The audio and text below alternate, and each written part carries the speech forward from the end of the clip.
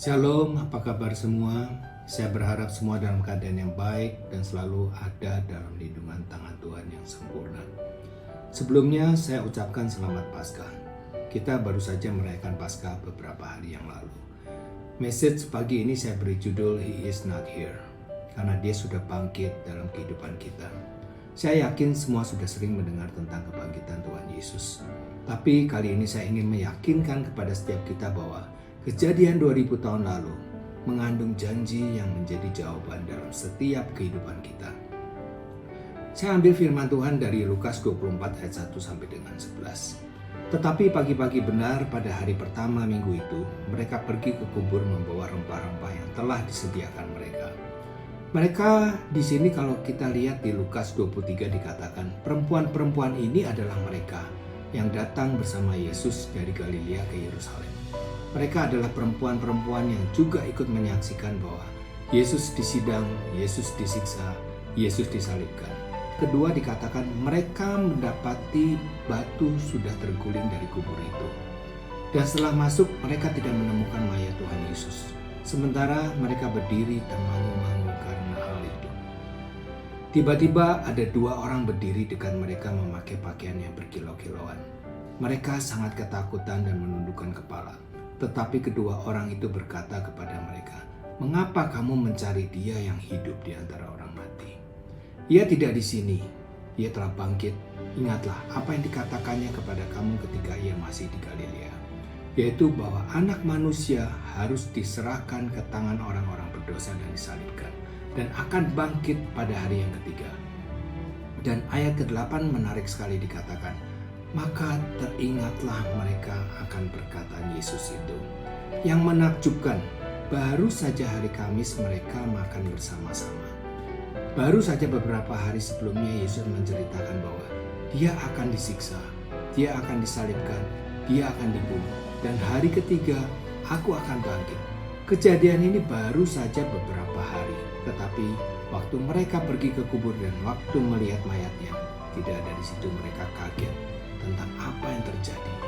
Wow, jelas sekali wanita-wanita ini pergi ke sana bukan karena mereka mengharapkan bahwa Yesus akan bangkit. Mereka ke situ bukan untuk mengharapkan apa yang dijanjikan oleh gurunya akan menjadi kenyataan. Singkat cerita, mereka datang ke sana mengharapkan kematian ada di situ. Dan mereka hanya ingin melakukan sesuatu yang mereka biasa lakukan oleh kebiasaan orang pada umumnya.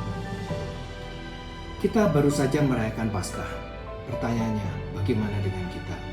Apa yang menjadi latar belakang dan alasan saudara merayakan Paskah? Apakah saudara datang ke gereja atau mengikuti ibadah online sekedar hanya ingin merayakan Paskah, atau saudara ingin datang mengalami kebangkitan Paskah? Jujur, bertahun-tahun kita merayakan Paskah, belum tentu kita sesungguhnya mengalami Paskah dan mengharapkan kebangkitannya itu terjadi dalam kehidupan kita. Sama seperti perempuan-perempuan ini datang tidak mengharapkan apa yang dijanjikan akan tergenapi pada pagi hari ini. Ayat 9, dan setelah mereka kembali dari kubur, mereka menceritakan semua itu kepada ke-11 murid dan kepada semua saudara yang lain. Perempuan-perempuan itu ialah Maria dari Magdala dan Yohana, dan Maria ibu Yakobus, dan perempuan-perempuan lain juga bersama-sama dengan mereka memberitahukan kepada rasul-rasul. Tetapi mereka perkataan-perkataan itu seakan-akan omong kosong, dan mereka tidak percaya kepada perempuan-perempuan itu. Bayangkan, 11 murid ini baru saja makan bersama Yesus di hari Kamis, di mana Yesus cerita, dan murid-muridnya dengar sendiri Yesus bilang, Yesus akan bangkit. Murid-muridnya dengar sendiri Yesus yang nubuatkan, dia akan mati dan akan bangkit. Waktu Yesus membangkitkan Lazarus kematian pun, murid-muridnya ikut menyaksikan. Mereka tahu kalau Mesias punya kuasa membangkitkan orang mati. Mereka lihat dengan mata kepala sendiri. Dan waktu wanita-wanita ini cerita di ayat 11, dia bilang, itu omong kosong. Dan mereka gak percaya kepada omongan perempuan itu. Kita sudah sering mendengar firman tentang kebangkitan Tuhan Yesus. Dan sebagian orang ada yang mengatakan dalam hatinya, itu mitos. Kalau saudara bilang mitos, kita bisa mengerti.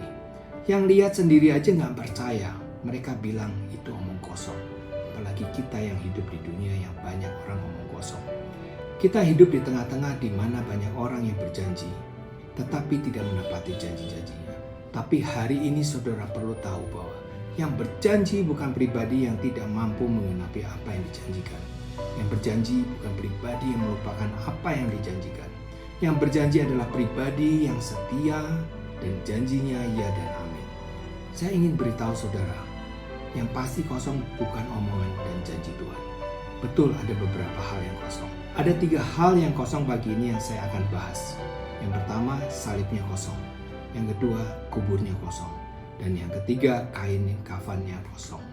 Nah, dari ketiga kekosongan yang ada, kekosongan ini berisikan jawaban daripada setiap janji yang dia janjikan dalam kehidupan kita. Dan ketiga janji itu yang kita klaim hari ini. Dan saya percaya janji-janji itu akan digenapi dalam kehidupan kita. Oleh sebab itu mari kita lihat yang pertama, salib yang kosong. Salib yang kosong berbicara mengenai masa lalu kita telah ditebus. Salib yang kosong ini mengandung sesuatu kejadian dalam kehidupan yang sangat penting bagi setiap saudara dan saya. Bahwa di salib ini masa lalu kita disalibkan. Bahwa di salib ini semua penghukuman kehidupan kita telah ditanggung. Bahwa di salib ini dosa kita diampuni. Bahwa di salib ini kita meninggalkan semua yang kita tidak banggakan di masa lalu kita. Setiap kali saudara lihat salib ini, semua yang saudara berharap tidak pernah terjadi dalam kehidupan saudara ditinggalkan di atas kayu salib ini. Saya nggak tahu apa yang masih saudara pikul sendiri, apa yang coba saudara bayar dengan kekuatanmu sendiri. Tapi saya mau saudara hari ini terima pesan daripada firman Tuhan. Di salib itulah saudara yang tidak mampu engkau tebus. Di salib itulah semua yang tidak mampu engkau perbaiki. Di salib itulah semua yang tidak mampu engkau tanggung sendiri. Sudah Kristus tanggung di kayu salib. Di salib itulah waktu dia tergantung, dia berkata, "It is finished," dan semua sudah dibayar lunas. Dan saat saudara lihat salib ini bukan sekedar simbol, tapi sepotong sejarah dalam kehidupan saudara dan saya. Apapun yang saudara tidak mampu bayarkan sendiri, dia sudah tanggung di atas kayu salib. Di salib itulah kita dibenarkan. Di salib itulah kita ditebus. Di salib itulah kita dibebaskan. Di salib itulah yang menyembunyikan semua rasa malu, kesalahan, kebodohan kita. Dan dikatakan di salib itu Yesus yang membayar semua hukuman atas dosa kita. Dia mati bagi kita di atas kayu salib. Roma 4:23 sampai dengan 24. Kata-kata ini yaitu hal ini diperhitungkan kepadanya, tidak ditulis untuk Abraham saja, tetapi ditulis juga untuk kita, sebab kepada kita pun Allah memperhitungannya. Karena kita percaya kepada Dia yang telah membangkitkan Yesus, Tuhan kita di antara orang mati, yaitu Yesus yang telah diserahkan karena pelanggaran kita dan dibangkitkan karena pembenaran kita. Harusnya saudara bersemangat mendengar janji Tuhan ini. Harusnya saudara bersyukur mendengarkan anugerah ini. Harusnya saudara bersyukur atas apa yang Yesus lakukan bagi saudara dan saya di atas kayu salib. Yang kedua, kubur yang kosong. Kubur yang kosong membuktikan bahwa Dia sudah bangkit dari kematian. Alkitab katakan Dia bangkit untuk memberikan kita kehidupan yang kekal. Karena Dia bangkit, kita ikut dibangkitkan. Karena Dia bangkit, kematian tidak lagi berkuasa atasnya. Pertanyaannya, bagian apa dalam kehidupanmu yang mati? Karena bagian apapun dalam kehidupanmu yang mati, engkau bisa mengalami kebangkitan bersama dengan Dia. Kubur yang kosong adalah janji bahwa setiap bagian kehidupanmu bisa mengalami kebangkitan.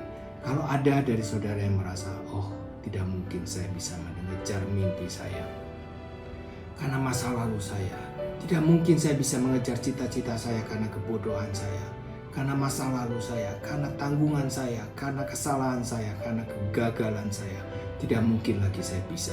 Saya tidak layak, saya tidak pantas untuk berharap saya harus membayar harga dari masa lalu, dari kebodohan saya. Hari ini ada berita baik buat saudara. Yang membayar lunas masa lalumu adalah salib. Dan kubur yang kosong adalah janji, dan apapun yang mati dalam kehidupanmu, engkau bisa mengalami kebangkitannya. Pernikahanmu yang mati, engkau bisa mengalami kebangkitan. Keuanganmu, kesehatanmu, semangatmu, cita-citamu, mimpimu, hari ini bisa mengalami kebangkitan. 1 Korintus 15:55 sampai dengan 58. Paulus berkata, "Hai maut, di manakah kemenanganmu? hai maut di manakah sengatmu? Sengat maut ialah dosa dan kuasa dosa ialah hukum Taurat. Tetapi syukur kepada Allah yang telah memberikan kepada kita kemenangan oleh Yesus Kristus Tuhan kita. Karena itu saudara-saudara yang kekasih, berdirilah teguh, jangan goyah, dan giatlah selalu dalam pekerjaan Tuhan. Sebab kamu tahu bahwa dalam persekutuan dengan Tuhan jerih payahmu tidak sia-sia. Kasih tahu kepada masa lalumu, harganya sudah dibayar oleh Yesus di kayu salib. Pertanyaannya, apa yang harus saudara lakukan? Saudara hanya perlu untuk mempercayainya. Jangan seperti murid-muridnya. Dia melihat tapi tidak percaya. Dia mendengar tapi tidak pernah menyimak apa yang guru katakan. Even pada saat melihat kebangkitan terjadi, mereka masih tidak percaya. Katakan pada dirimu, tidak ada yang terlalu sulit bersama dengan Dia. Tidak ada yang mustahil bersama Dia. Percayakah saudara kuasa kebangkitan bisa bekerja dalam kehidupan saudara? Kalau saudara percaya, saudara juga dapat mengalami kuasa kebangkitan bersama Yesus. Yang terakhir, kain kafannya kosong. Kain kafan sama dengan kain peluh. Arti kata peluh adalah cairan darah yang keluar melalui pori-pori. Apa arti Yesus bangkit tanpa kain kafan? Yesus bangkit tidak lagi ada sesuatu apapun bagian dari kematian yang nempel di Dia. Apa arti dalam kehidupan kita kalau saudara lihat kain kafan ditinggalkan? Artinya, tinggalkan kehidupan lama yang mati di belakangmu. Tinggalkan segala kebiasaan lama yang mati di belakangmu. Tinggalkan segala sesuatu, cara-cara dunia yang mati di belakangmu. Dan mulai menjalankan kehidupan ke depan. Tanpa hidup mempertahankan sebagian daripada kematian ada bersama dengan kamu. Saudara, mari kita bangkit dengan meninggalkan semua yang mati di belakang kita. Ayat yang terakhir, Filipi 3 ayat 7 sampai dengan 11 berkata seperti ini. Tetapi apa yang dahulu merupakan keuntungan bagiku, sekarang kuanggap rugi karena Kristus. Malahan segala sesuatu kuanggap rugi karena pengenalan akan Kristus Yesus. Tuhanku lebih mulia daripada semuanya. Oleh karena Dialah aku telah melepaskan semuanya itu dan menganggapnya sampah, supaya aku memperoleh Kristus dan berada dalam Dia bukan dengan kebenaranku sendiri, karena mentaati hukum Taurat, melainkan dengan kebenaran karena kepercayaan kepada Kristus, yaitu kebenaran yang Allah anugerahkan berdasarkan kepercayaan. Yang ku kehendaki ialah mengenal Dia dan kuasa kebangkitannya dan persekutuan dalam penderitaannya, di mana aku menjadi serupa dengan Dia dalam kematiannya, supaya aku akhirnya beroleh kebangkitan dari antara orang mati. Saya berdoa waktu engkau bangkit bersama dengan Kristus, engkau tidak lagi pakai pola pikir yang lama, engkau tidak lagi bisnis dengan cara yang lama, engkau tidak lagi menjalankan hidup dengan cara yang lama, engkau tidak lagi mempertahankan sebagian dari kematian ikut bersama dengan engkau. Saudara, ketiga janji itu yang kita klaim hari ini, dan saya percaya janji-janji itu akan digenapi dalam kehidupan saudara dan saya. Karena kita tahu bahwa Tuhan yang kita sembah adalah Tuhan yang berjanji. Dan kalau Dia berjanji, Dia pasti menepati janjinya. Salib yang kosong, kubur yang kosong, kain kafan yang kosong adalah bukti yang menjadi jawaban daripada setiap janji yang Dia janjikan dalam kehidupan kita. Amin. Tuhan Yesus memberkati.